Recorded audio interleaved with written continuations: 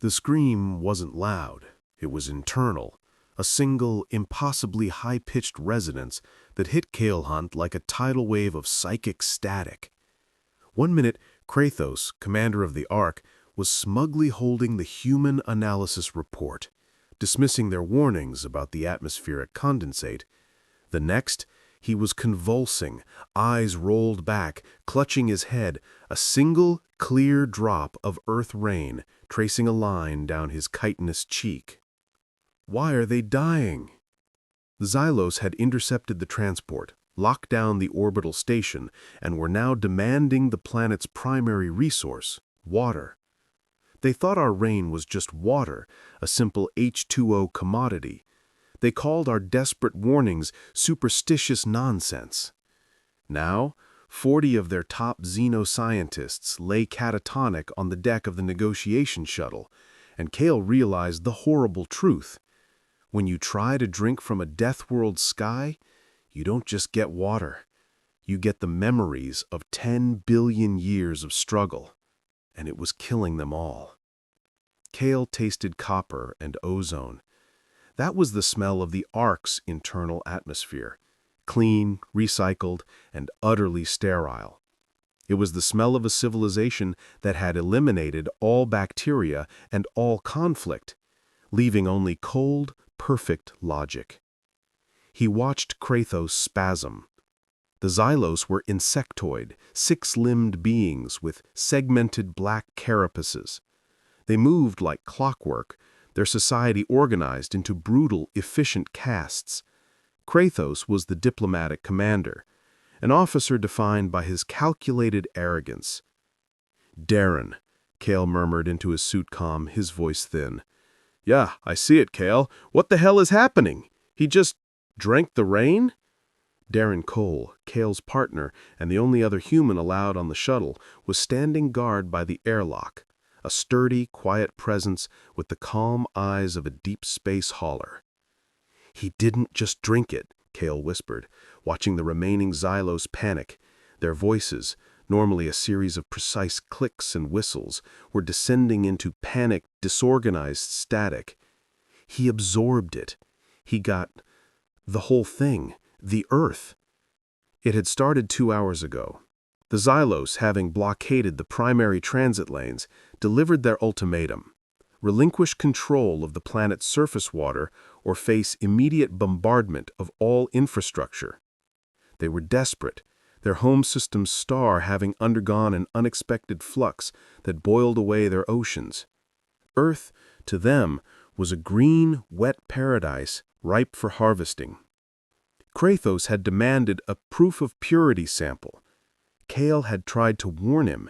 He submitted the complex chemical analysis, the traces of ancient volcanic sulfur, the microorganisms, the carbon isotopes. But he couldn't put the truth on a chemical sheet. The truth was, Earth's atmosphere was a psychological filter. "Show me," Kratos clicked, taking the analysis slate. He tapped a segment. "This element, memory cascade residue. Explain this nonsense, human. Is this an attempt at biological weaponry?" Kael remembered his own voice, tight with frustration. "It's not war, Commander. It's chemistry. Earth's life cycle is unique. When water precipitates, it carries a micro trace of every biological and energetic transfer it facilitated. Every pain, every joy, every death, every birth, every war, every leaf turning green, it's all archived in the hydrogen bonds." Kratos had sneered, rotating his head segment. "Superstition, the primitive fear of water spirits. You claim your clouds are haunted?" He gestured to a sealed sample vial holding a single ounce of fresh collected rainwater. "You claim this pure condensate is dangerous?" He broke the seal. He didn't drink, he just pressed the open vial to the sensory receptors on his forearm. That's when the scream started. Now, Kael backed away, calculating. He had to assume the Xylos Ark, the colossal dreadnought orbiting them, already knew something was wrong. Kratos' legs collapsed. He didn't just fall, he melted, his segmented body going slack. But his eyes, wide and still, were no longer focused on Kael. They were focused on something impossibly vast, a horizon line that stretched across eons. One of the surviving Xylos, a guard named Zarvek, managed to regain control. He aimed a plasma carbine at Kael's chest. Click, whistle, screech, a burst of agitated Xylosian that Kael's implant translated instantly. "You poisoned him. The water is bioweaponry. You murdered our command." Kael held his hands up slowly. "Look at him, Zarvek. Does he look poisoned? He's not dead. He's full. The data overload is shutting down his cognitive centers." "Nonsense!" Zarvek fired a warning shot, vaporizing a section of the steel wall a foot from Kael's head. "Kael, get out. I can pop the emergency release." Darin's voice was ragged in his ear. "Negative, Darin. We run, we confirm their theory, bioweapon. We stay, we try to explain the fundamental, terrifying reality of our planet." Kael focused on Zarvek. Commander Kratos just experienced the death of the dinosaurs. He experienced the joy of the first primate picking up a tool. He felt every lightning strike that created the building blocks of life. He felt the weight of 10 billion years of Earth's history in 1 second. His mind is trying to process an entire civilization's worth of data in a single drop of water. Zarvek paused, his mandibles twitching. The Xylos operated on pure information, pure logic. This was illogical. "What proof?" Zarvek demanded, the plasma carbine wavering slightly. Kael walked carefully toward the catatonic Kratos, keeping his eyes locked on Zarvek. He knelt by the commander's head, careful not to touch the exposed moist sensors. "Look at his vitals," Kael said, pointing to a small oscillating light on Kratos' collar. "Brain function, 100% active. Cognitive load, 900 times baseline. He's not sick. He's drowning in information." Kael made the major decision. The only way to prove this wasn't a bioweapon was to show the danger wasn't intentional. It was inherent. He looked at Darin by the airlock, nodded once, a gesture Darin immediately understood as "prepare to run or fight, but don't move yet." Then Kael reached out, dipped his index finger into the remaining condensation in the open vial, and pressed the single drop of rainwater to his own temple, right above the neural interface port. The pain was instantaneous. It wasn't physical. It was informational. 1 billion years of sound hit him at once. He saw forests rise and fall. He felt the cold shock of a glacier advancing, the burning heat of the asteroid impact. He felt the collective fear of every prey animal, the savage thrill of every predator. He felt the overwhelming, blinding love of every parent toward every child. It was too much. The memory of 1 trillion life forms, screaming and singing and suffering and loving, all at once. Kael fell back, gasping, but forced his eyes open. He was shaking, tears streaming down his face, not from sorrow, but from the sheer computational effort. He knew what he had to say. "That," Kael choked out, his voice raw, his eyes wide and vacant. "That was the memory of a migrating whale herd 50,000 years ago. The deepest sadness. Now tell me, Zarvek, which gene lab on Earth designed that?" Zarvek lowered the carbine, his logic centers overloading.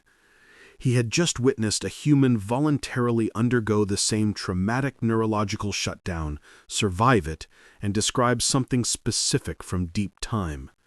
The stakes were clear. Earth's rain was not water. It was the ultimate, non-filterable truth engine. And the Xylos, a species that valued order and predictability above all, were violently allergic to truth. The immediate shock bought them time. Zarvek did not fire. Instead, he did the only thing a Xylos guard can do when confronted with an illogical existential threat. He called command.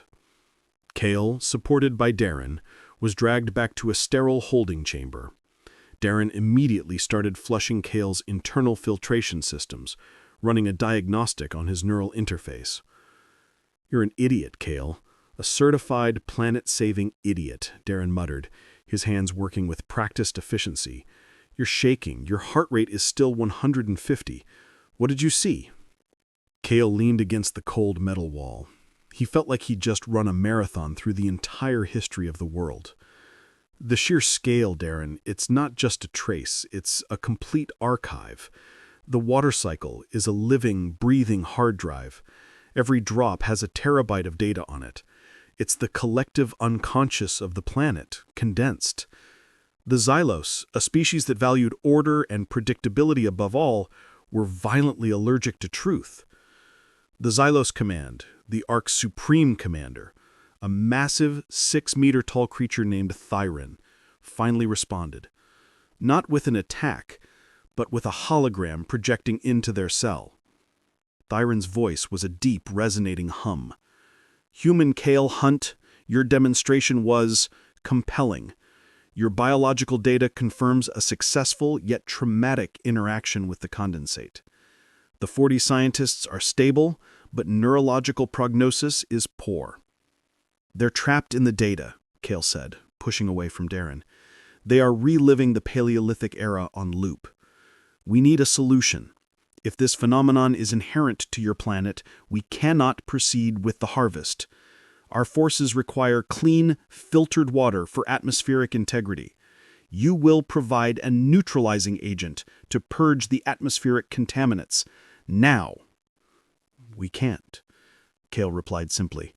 "The contaminant is H2O. It's the water itself. It's fundamental to our planet's existence.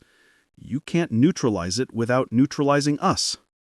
Darin's segmented arm reached out, threateningly, toward the hologram's edge. "Do not be obtuse. You manipulate your own atmosphere. You are a Category 12 Deathworld. You manage tectonic stress, volatile chemistry, and weaponize your own biology. You must have a filter." This was the obvious solution Kael knew would fail. The Xylos believed in technological fixes for biological problems. "We don't filter it. We just grow up with it. We call it empathy. It's why we mourn the loss of entire species. It's why we write stories. It's why we go to war over an idea. Our brains are built to handle the constant low-level data stream from the rain. We are adapted to process the guilt of 10 million past massacres and still decide to get up in the morning and love somebody." Darin's projection flickered with confusion. "You intentionally expose your offspring to this empathy data?" "We don't expose them. They're born in it. Every tear they cry, every drink they take, every shower, every drop is a little dose of the Earth's life story. It creates cognitive resilience. It creates us." Darin paused for a full minute, the silence a heavy judgmental pressure. "The solution is unacceptable. You will develop a neutralizer, or we will incinerate the water at a planetary level and collect the vapor residue." Darin stepped forward, angry. "You sterilize the oceans, you kill us all, and you'll get sterile, empty vapor that won't help your crew. You need the memory removed, not the water destroyed." Kael's mind was racing. He needed a way to prove that the memory wasn't a toxin, but a data structure that could be edited. "Commander Darin," Kael made his voice as precise and logical as possible, like a Xylos. "We can't remove the data, but we can limit the feed. Think of the rain as a library. You opened the entire collection at once. We can teach you how to open just a single, non-lethal book." "A book? Which one?" Kael had to think of a memory, an experience that was fundamentally human, but simple enough not to break a Xyloxian mind. A simple one, Kael decided. A child laughing. Not the reason, not the context, just the pure, unadulterated sound and feeling of joy. Thyron seemed to consider this unnecessary emotionality, but survivable. You have 24 hours to synthesize a method for us to safely parse this memory data. Fail, and we begin the atmospheric purge. Darin stepped forward, angry. You sterilize the oceans, you kill us all, and you'll get sterile, empty vapor that won't help your crew. You need the memory removed, not the water destroyed. Kael's mind was racing. He needed a way to prove that the memory wasn't a toxin, but a data structure that could be edited. Commander Thyron, Kael said, making his voice as precise and logical as possible, like a Xylos. We can't remove the data, but we can limit the feed. Think of the rain as a library. You opened the entire collection at once. We can teach you how to open just a single, non-lethal book. A book? Which one? Kael had to think of a memory, an experience that was fundamentally human, but simple enough not to break a Xyloxian mind. A simple one, Kael decided. A child laughing. Not the reason, not the context, just the pure, unadulterated sound and feeling of joy. Thyron seemed to consider this unnecessary emotionality, but survivable. You have 24 hours to synthesize a method for us to safely parse this memory data. Fail, and we begin the atmospheric purge. The hologram vanished. A child laughing? Darin scoffed, checking the seal on his helmet. Kael, that's insane. You almost died from a whale migration.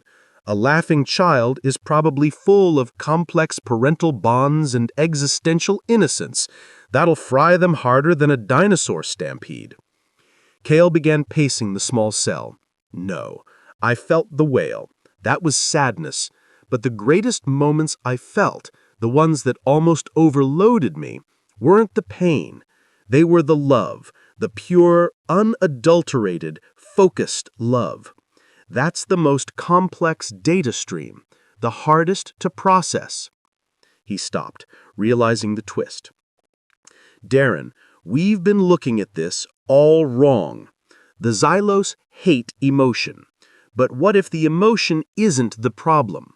What if the data structure is the problem? Kael pulled up his internal display, reviewing the brief, horrifying data flash from his neural port. The input sequence was chaotic. Pain, sound, light, flavor, temperature, all simultaneous. Look, the Xylos filter out everything except the cold, logical outcome. Their minds reject any data stream without a clear objective function. The whale was sad, but the objective was migration. The dinosaur was fear, but the objective was survival. It was still linear. And the laugh? Darin asked, leaning in, intrigued despite himself. It had no objective. It was pure, unmotivated joy. That's why it's lethal. It's the ultimate non-linear, non-logical data packet. They can't categorize it. They can't filter the noise. Because the noise is the signal. Kael pointed at the Xylosian water vial on the floor, now glistening with new condensate. We can't filter the rain, but we can focus it. If we can get them to accept a data stream with a simple, singular meaning, maybe their minds won't reject the source. They had no lab, no equipment, and 24 hours. Their cell was monitored by 3 heavily armored guards and was entirely shielded against outside transmission.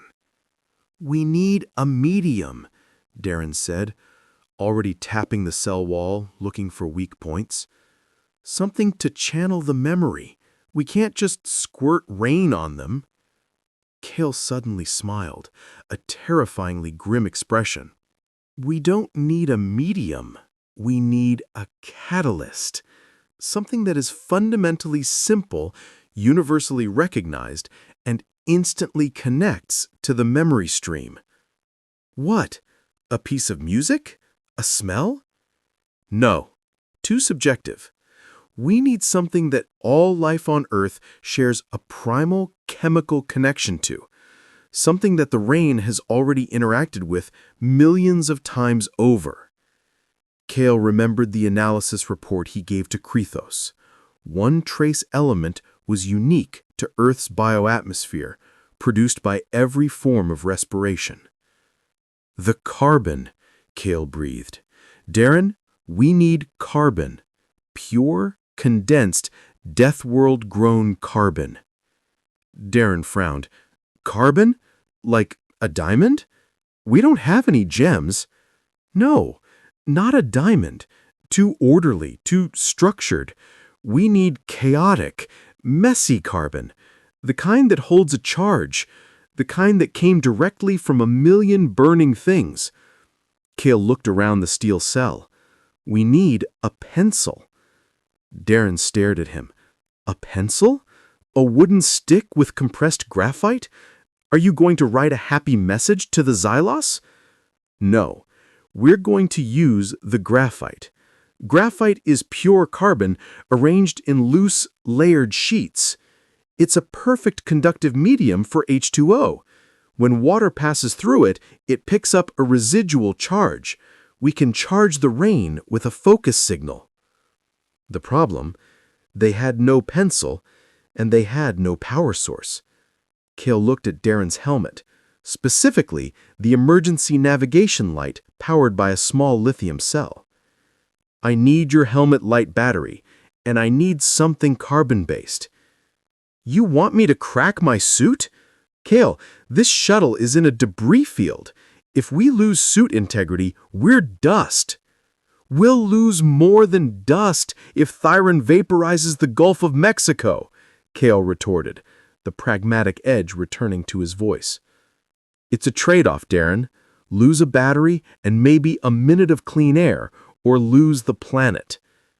Darin swore, a low rumbling sound, but he understood. He didn't question Kael's science, only his sanity. Okay, we need a diversion, and we still don't have any graphite. Kael's eyes scanned the cell again, fixating on the floor. It was polished steel. Then he saw the vaporized section where Zarvek's warning shot hit. The plasma had burned the metal, but more importantly, it had incinerated the plasticized sealant and paint, leaving behind a fine, black, soot-like residue. We do now, Kael murmured, pointing to the wall. That soot. That's mostly carbon black. It came from petroleum byproducts. It's exactly the chaotic, messy carbon we need. It's Earth's trash, and it's our solution. They had to operate in seconds. Darin stood at the center of the cell, tapping the floor rhythmically, a subtle distraction technique he used when cornered. Click, whistle, pause. Zarvek's voice came through the speaker. Cease the irregular percussion, human. It interrupts my monitoring sequence. Just checking the integrity of this cheap tin can you put us in, Darin replied, giving the Xylosian a sarcastic bow. While Darin kept the guards focused on his movements, Kael knelt by the scarred wall, quickly scraping up the carbon residue with his utility knife.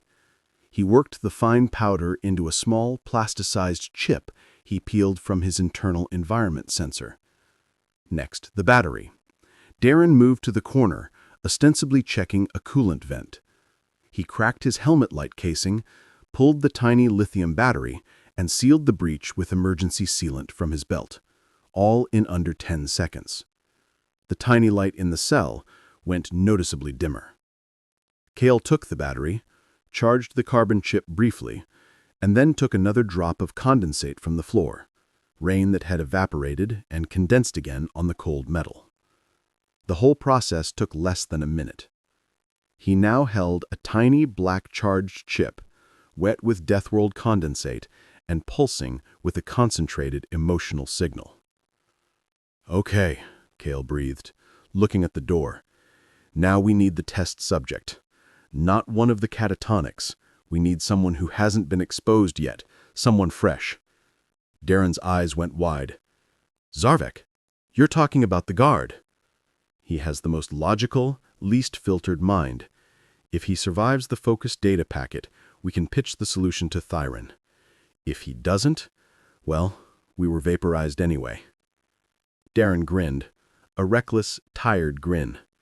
Look, I like a suicide mission as much as the next guy, but how do we get past 3 8-foot-tall aliens with plasma rifles? Kael looked at the door release panel, then at the charged chip in his hand. He had the focus signal, pure intent. He needed to channel an emotion so simple, so singular, it would be impossible for the Xylosian mind to misinterpret. He closed his eyes and thought about Darin, about their years working together, hauling salvaged tech from dead systems. He thought about the trust, the professional respect, the silent, mutual vow that they would both make it home. He focused all the chaos of the earth into that one simple concept: brotherhood. He pressed the chip against the metal of the cell door release. The door didn't open, but the entire metal frame around the door shimmered, and a low, musical note resonated through the metal, a single, perfect harmonic ping.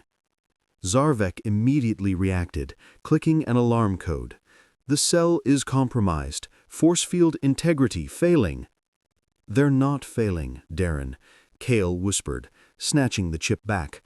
The lock just felt respect, and it froze. Kael had channeled the focus data not into the lock's circuitry, but into the metal itself. The data overloaded the logic centers of the door's mechanical subroutines, causing an immediate protective system halt. The complication? The doors were still locked, and the guards were now rushing the cell, plasma rifles powering up. "It's locked, but it's confused," Kael yelled. "Darin, hit it!" "Hit what? The lock?" "No, the wall, Darin. The metal is processing the data. It thinks it's supposed to be protecting me. Hit the wall next to the lock. Make it feel protective." Darin didn't hesitate. He grabbed a heavy tool off his belt and slammed it into the steel wall next to the lock with all his strength. Crack! The impact was loud, but immediately afterward, the door clicked open, sliding back with a hiss.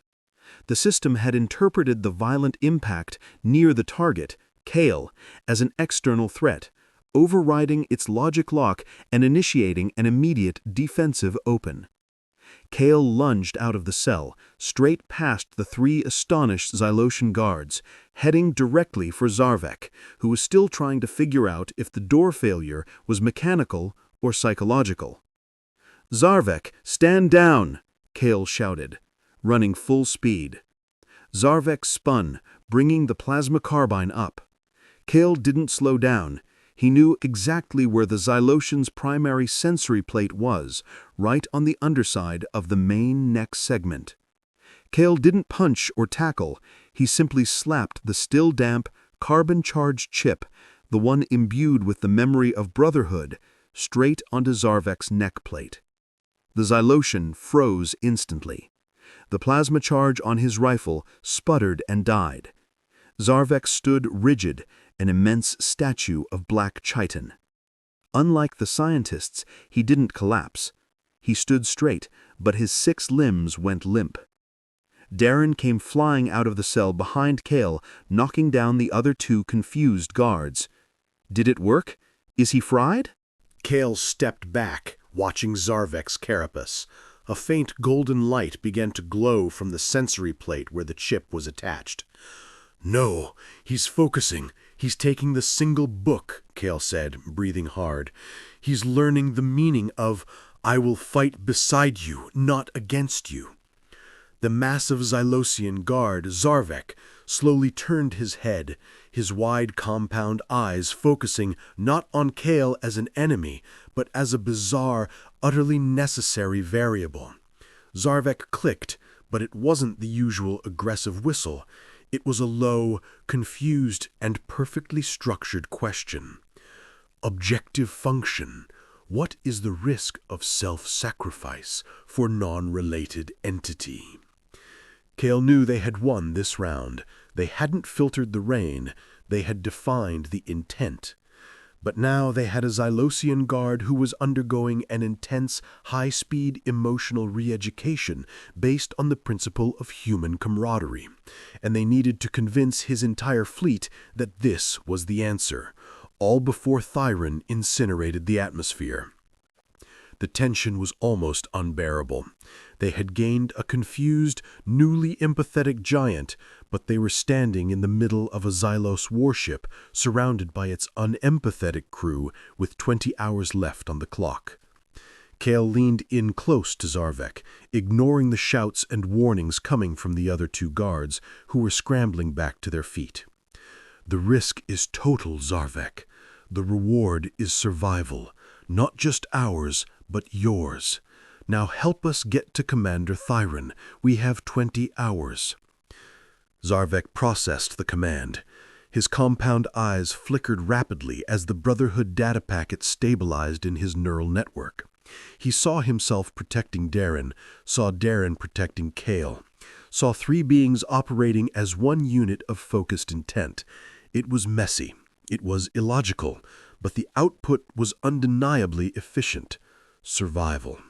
He turned, and with a single, massive sweep of his plasma carbine, now safely inert, he knocked the other two guards unconscious. He didn't hurt them.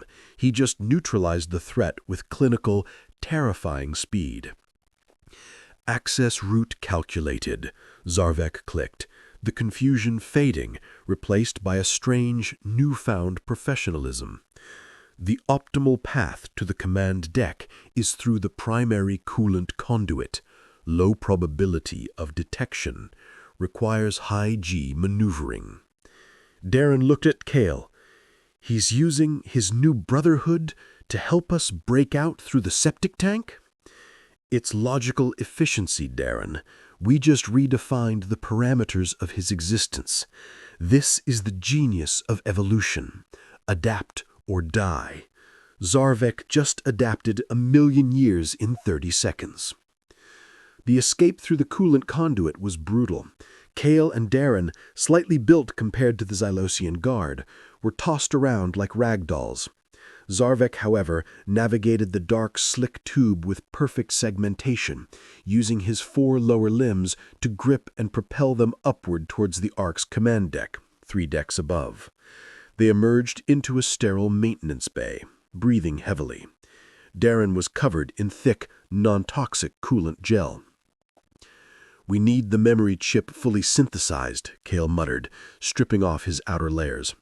"Darin won't believe a field demonstration. He needs the science." Kael pulled out the remaining fragments of Darin's helmet battery and the carbon chip. He only had about 20 seconds of charge left.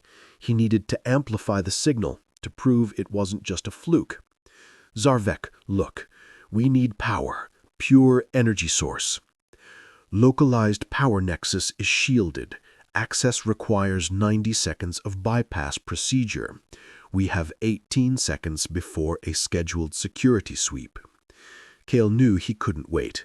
He looked at Darin. Darin was already pulling out a thermal coupling rod, a device used to shunt heat away from reactor cores.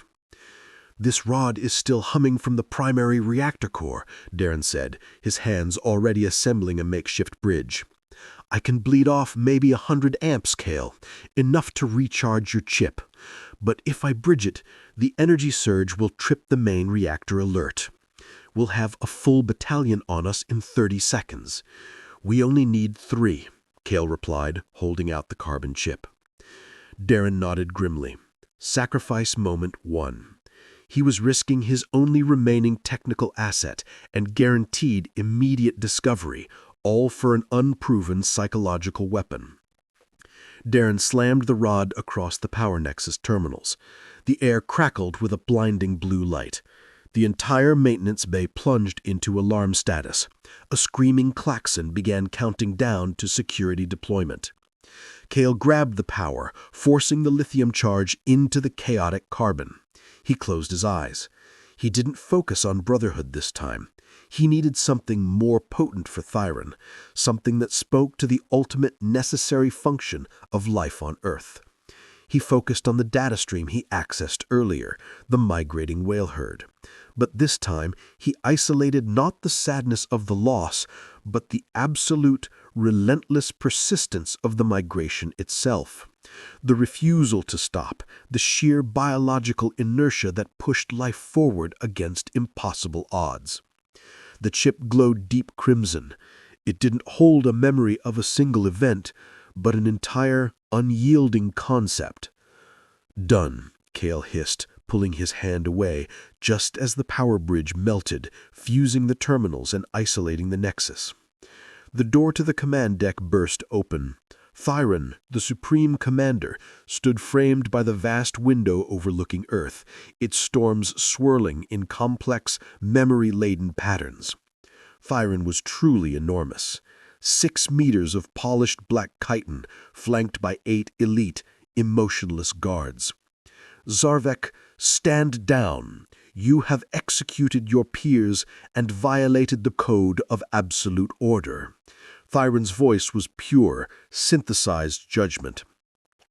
Zarvek stepped forward, planting his feet firmly, the golden glow on his neckplate pulsing. "Commander Darin, my parameters have been updated.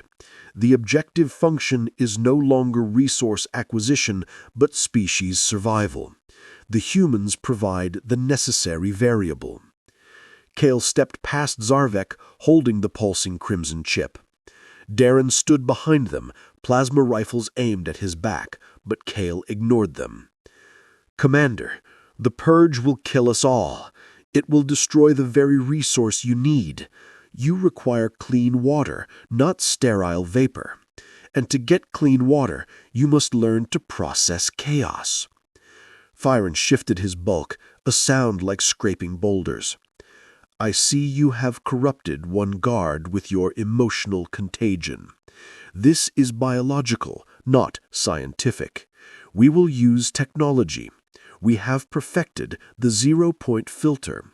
It separates H2O from all biological and energetic trace elements. We will activate it in 10 hours. Kael realized his catastrophic mistake. Darin hadn't planned to incinerate the atmosphere. That was the threat. The true plan was the 0-point filter. They were going to try to chemically strip the water of its data signature. "You can't use that filter," Kael yelled. "That filter is designed to remove contaminants, not information. Earth's memory isn't a contaminant. It's the binding energy of the hydrogen bonds. When you strip the memory, you strip the water's cohesion." Darin, listening in, gasped. "Kael, if he filters the cohesion, the water becomes inert. It won't sustain their atmospheric systems. The whole ark will fail." Darin ignored them, addressing the air. 10 hours remaining until filtration activation. This was the lowest point. Kael had tried the simple solution, brotherhood, and Darin rejected it for the technological answer, the filter. Now Kael had to make his final, impossible leap. Kael had to prove that processing the data was the only solution and that filtering it would destroy them. He needed to connect Earth's persistent, relentless life force directly to Darin's logic core, but through a lens of total, undeniable utility. He realized the core difference. Xylos survived through order. Humans survived through adaptation to disorder. "Commander," Kael said, holding up the chip, which was now radiating heat. "You want order. You want predictability. But your star system died because of an unpredictable flux. Chaos is inevitable, Darin. The only way to survive chaos is to internalize it, and that is what this is." Kael held the chip out. "This isn't child's laughter. This is the persistent will of Earth life. It's the dataset of 1,000,000 failures followed by a single successful adaptation. It's what allowed us to survive that extinction event you're so fond of discussing." Darin finally focused his compound eyes on Kael. I will not expose my command mind to your contamination. It is inefficient. It is non-optimal. It's the only option. If you engage... It's the only option. If you engage that zero-point filter, the inert water vapor will cause catastrophic systems failure on your Ark within 2 cycles. You think the rain is deadly? Try drinking the lack of life. That's what you'll get. Kael knew he had to force the issue. He took Darin's helmet sealant, peeled a large strip, and used it to affix the pulsing crimson carbon chip directly to the center of his own chest, over his heart. I can't let you filter our world, Theron, Kael said, his voice quiet but echoing in the tense silence of the command deck. And I can't let you destroy your people through ignorance, so I will show you. I will draw the memory out of the water cycle through me and onto your command screen. You will witness persistence. You will witness the only power that beats entropy. Darin lunged forward. Kael, stop! That much concentrated signal will break your neural filters for good. You'll be another catatonic scientist. Maybe, Kael said, meeting Darin's frantic gaze. But if I don't, we're all dead anyway. At least this way I choose the memory they die remembering. He took a deep breath, fighting the rising panic. He closed his eyes, connected to the chip, and mentally commanded his neural interface to draw in the full, unedited memory signature of the persistence charge. It was not a whale migration. It was 10,000 years of human cultivation, of turning wild grasses into crops, of surviving winters through innovation, of building shelters, of teaching children, of fighting a plague and coming back stronger. It was the collective quiet refusal of Homo sapiens to ever stay dead. Kael roared, not in pain, but from the sheer volume of data pouring through him. Blood vessels burst in his eyes. He collapsed to his knees, his body racked with tremors, and his neural interface screaming in a language only he could hear. But the plan worked. The carbon chip, now glowing white-hot, acted as an emergency broadcast beacon. The memory stream bypassed Kael's ruined conscious mind, shooting outward like a massive data pulse. On the command deck's main projection screen, which had previously shown a map of Earth's water reserves, the display went blank. Then it flashed, replacing the map with a single, devastating image. An ancient human farmer, hands calloused, looking up at a sky full of storm clouds, but smiling anyway. The image faded, replaced by pure data. Complex algorithms for self-repair, equations for thermodynamic efficiency, and survival models that adapted to 98% mortality rates. It was the logical foundation of never giving up. Darin and his 8 elite guards were hit hard. The raw data of the planet's relentless will poured into their centralized network, overriding their logic filters. Unlike the scientists, they didn't collapse. They stood frozen, their bodies absorbing the immense focused energy of persistence. Kael lay crumpled on the floor, the memory chip burned into his chest, his mind utterly silent.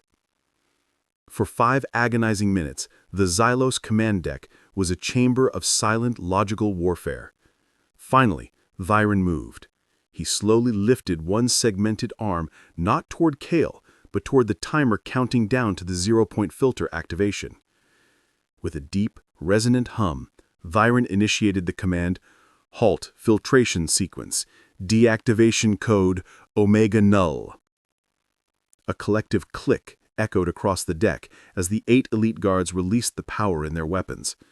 They had witnessed the persistence of a single life form and found the dataset undeniably logical. Darin stepped over to Kael's unmoving body, bending his immense frame down. The movement was slow, deliberate, and entirely new. Human Kael Hunt, you sacrificed your own neurological integrity to transmit a core concept. This is highly efficient communication. The data packet confirmed our previous models were flawed. Total resource filtering leads to systemic failure. Adaptation to chaotic variables is required.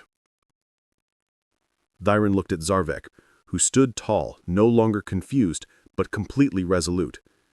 Guard Zarvek, your integration of the Brotherhood variable is now confirmed as an adaptive upgrade. You are functional.